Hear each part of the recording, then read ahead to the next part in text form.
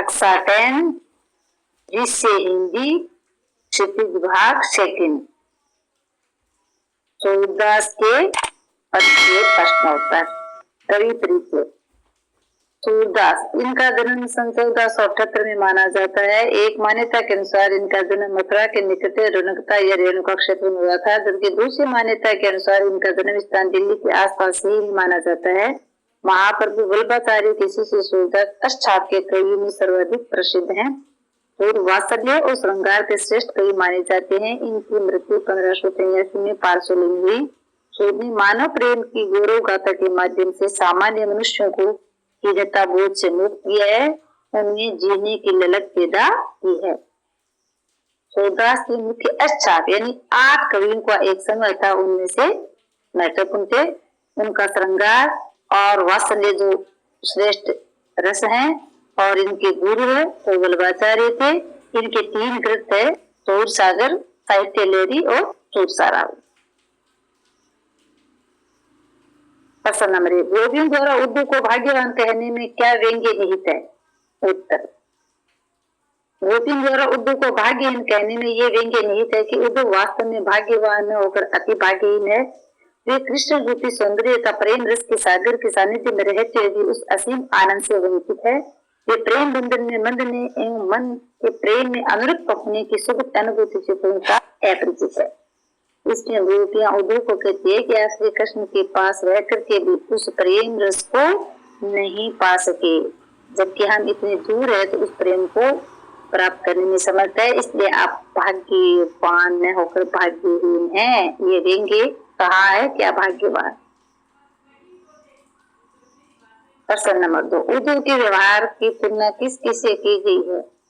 उत्तर, गोपी ने उद्धव के व्यवहार की तुलना निम्नलिखित उदाहरणों से की है। गोपी ने उद्धव के व्यवहार की तुलना कमल के पत्ते से की है, जो जल में रहते हुए उससे प्रभावित नहीं होता है।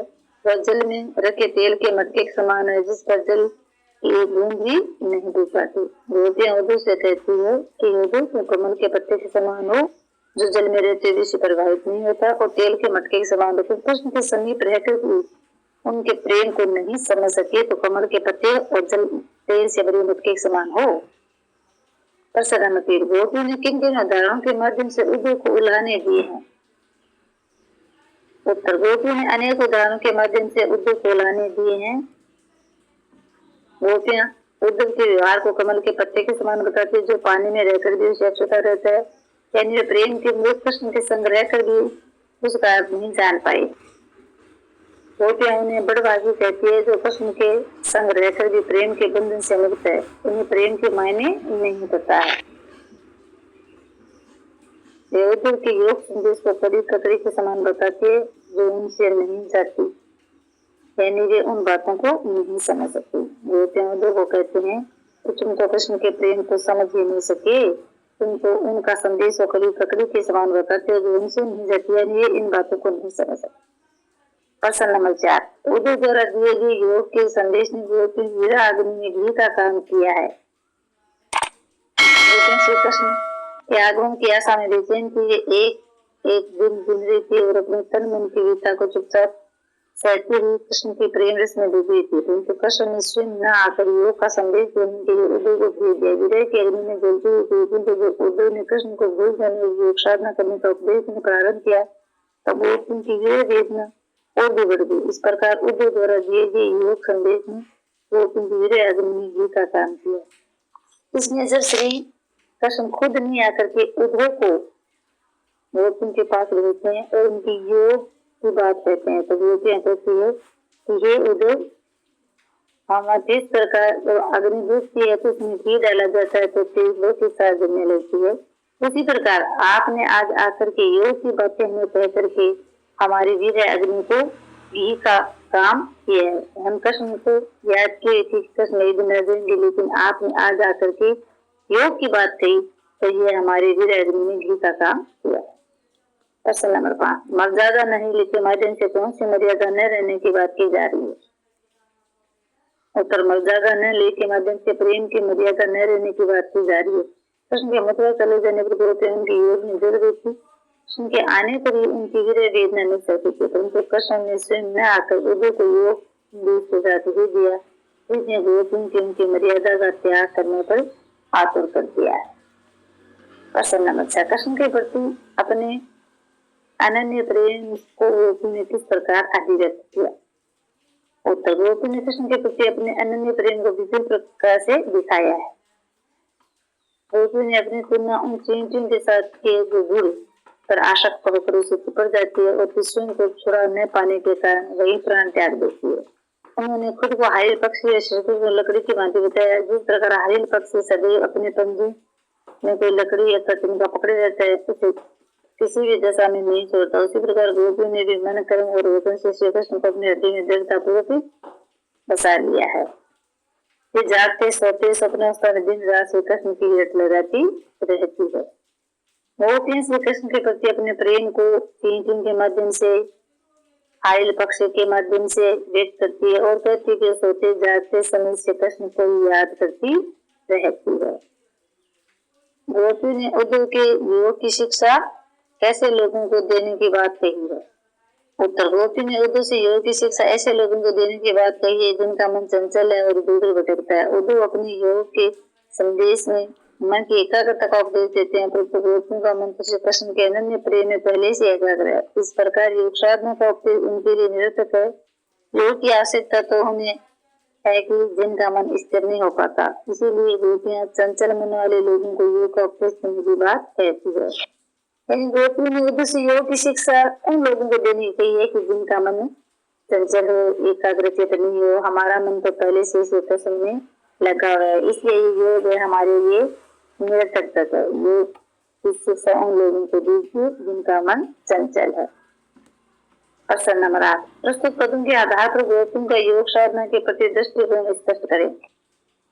उत्तर, गोपी ने योग साधना को निरर्थक बताया। उनके अनुसार उन लोगों के लिए जिनका मन अस्थिर है, परंतु गोपियों का हृदय तो श्री कृष्ण के लिए स्थिर है, जो उनकी भक्ति में पूरी तरह से समर्पित है।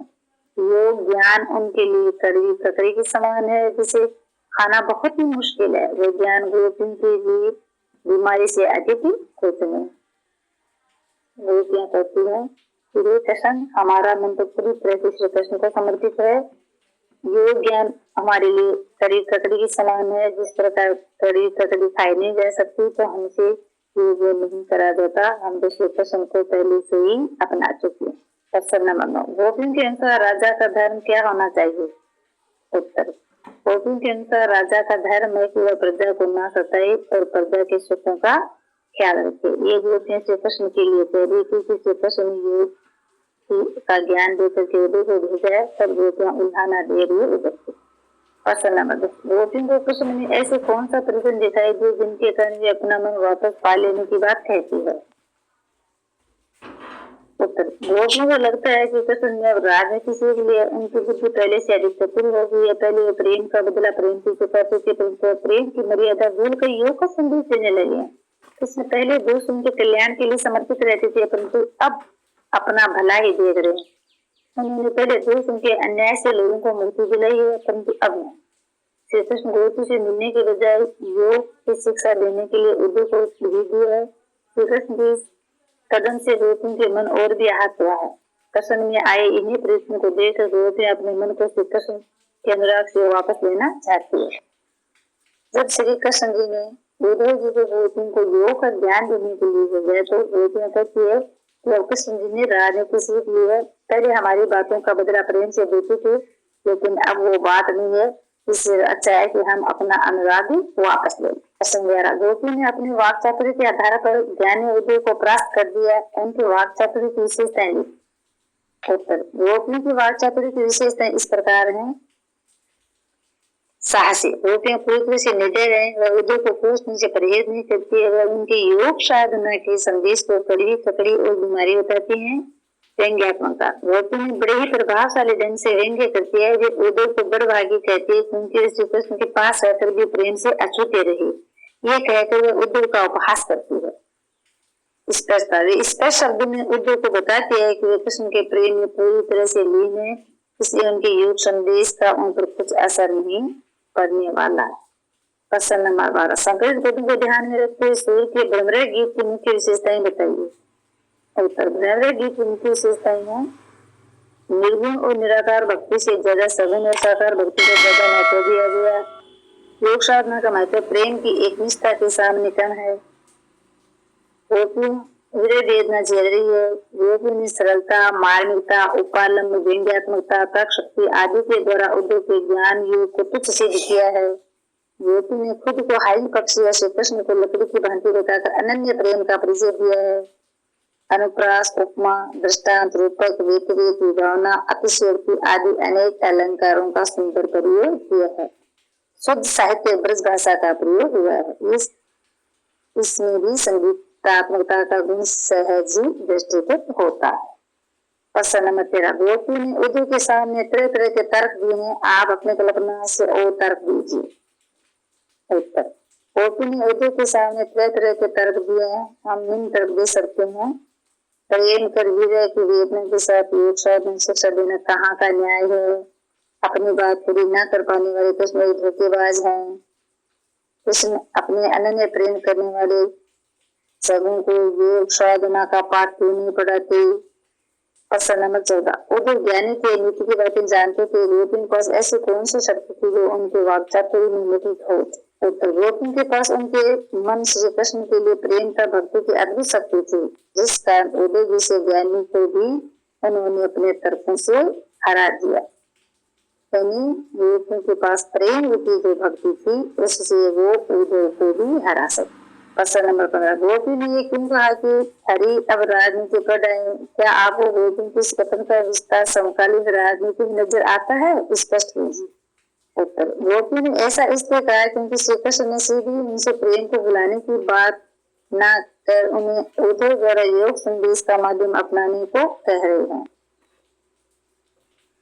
गोपी का कथन की हरि अब राजनीति को आज की राजनीति में नजर आ रहा है। आज की राजनीति में नेता भी मुद्दों के बारे में साफ साफ नहीं कहते और मुद्दों को घुमा फिराकर पेश करते हैं। इसलिए गोपी ने कहा है कि श्री कृष्ण अब तो राजनीति पढ़ाए, अगर राजनीति नहीं पढ़ाते तो हमें सीधा ही प्रेम न करने की बात कह सकते थे। उद्धव को माध्यम बना करके लिए हमारे लिए योग का संदेश भेजा है। इसका मतलब उन्होंने राजनीति पढ़ ली और राजनीति में अपनी स्वार्थ के सिवा कुछ नहीं होता, क्योंकि राजनीति लोग भी साफ साफ बात नहीं कहते, वो घुमा फिरा करके बातें कहते हैं।